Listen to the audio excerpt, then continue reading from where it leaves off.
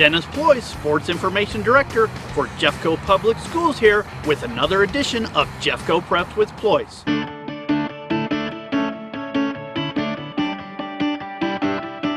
We're here at Trailblazer Stadium in Lakewood, where Trailblazer got a bit of a facelift thanks to Jeffco voter-approved bond work. Additional seating has been added along with a new press box. The temporary building that has been here for more than 20 years has been replaced with a new permanent building that holds the locker rooms, concession stand, restroom, and offices. While the COVID-19 pandemic hasn't allowed our teams and spectators to fully enjoy the new additions, we're excited about the future events Trailblazer will host. Now, let's get into some Jeffco football playoff action. Undefeated Class 4A Jeffco League champions Dakota Ridge grabbed the #1 seed for the 8-team 4A state tournament. The Eagles hosted Montrose in the opening round at Randy Penn Stadium on the campus of Inglewood High School.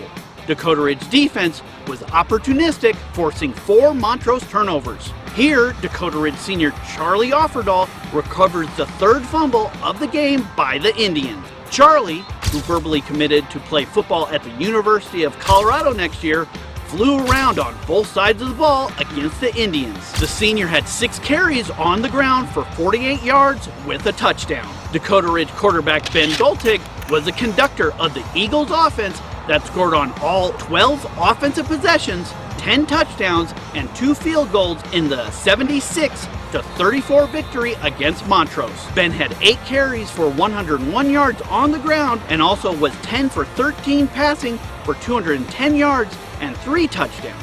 Ben hooks up here with fellow senior Mason Galbraith for one of Mason's 2 touchdown catches on the day. Senior Max Hart got into the scoring action with this 4-yard touchdown on a jet sweep in the 3rd quarter. Sophomore Noah Triplett pounded his way for 3 touchdowns, all in the 2nd half.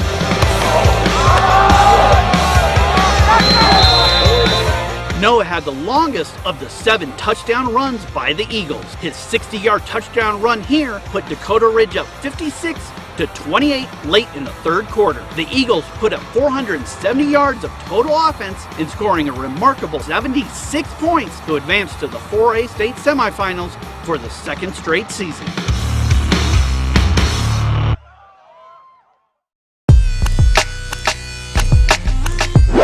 Next, we head over to Valor Christian Stadium in Highlands Ranch, where the holiday lights were lit for the Class 5A state quarterfinal between Eaglecrest and Pomona. Pomona's rushing attack was simply unstoppable, racking up 421 yards on the ground against the Raptors. The bevy of running backs, including seniors Ben Cruz, Ian Dexter, AJ Zamora, along with juniors Chase Mueller and Dominic Nichols, allowed the 4-seeded Panthers to run all over number 5 Eaglecrest.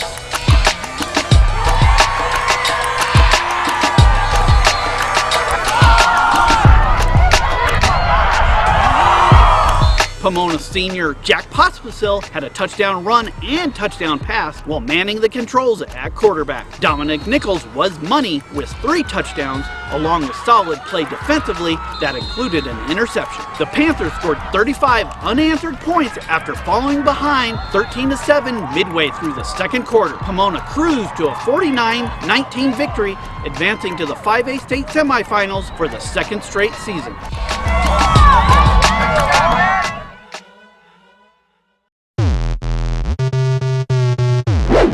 Before the playoffs began, rivals Ralston Valley and Arvada West faced off at the North Area Athletic Complex. It was definitely a strange setting with only Spirit teams in the stands cheer on these 2 rivals at the NAC. Ralston Valley senior Devin McNerney had himself a game in the Mustangs' eventual 35-7 victory. In his final game at NAC, Devin grabbed an interception in the 2nd half. The 2-way player then finished off the drive, weaving his way into the end zone on this touchdown run.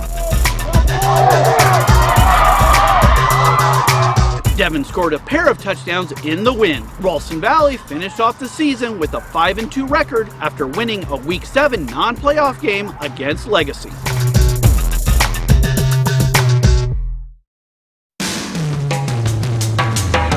We end this month with what would be the final football game played at Jeffco Stadium this fall. Green Mountain and Chatfield faced off in a Week 7 non-playoff game. Chatfield opened with an impressive first drive. Freshman John Stratch got his first varsity action of his career and completed this pass for a nice gain by sophomore Mason Lowe. Sophomore Logan Shipman broke off this 23-yard run to get the Chargers into the red zone. The freshman quarterback finished the drive with a 10-yard touchdown pass to sophomore Blake Cowgill. Green Mountain did answer with a beautiful leaping catch in the end zone by senior Austin Peterson on a touchdown thrown by senior quarterback Darius Padilla. The Rams took the lead in the second quarter with a pair of field goals by senior Nathan Huntsinger. However, the momentum swung in the Chargers' favor to start the second half. Green Mountain failed to punch it in from the 1-foot line on its opening drive in the third quarter. It was all Chargers from there on out. Chargers junior Jake Marshall fights his way here to get out of the shadow of the Chargers' own goalpost. Jake would finish the 99-yard scoring drive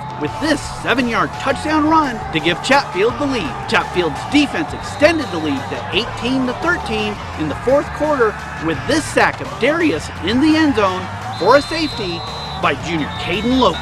Mason Lowe was able to pick up one final first down for the Chargers, allowing Chatfield to run out the clock and grab the 5-point victory. For more Jeffco coverage, go to chassanow.com/Jeffco.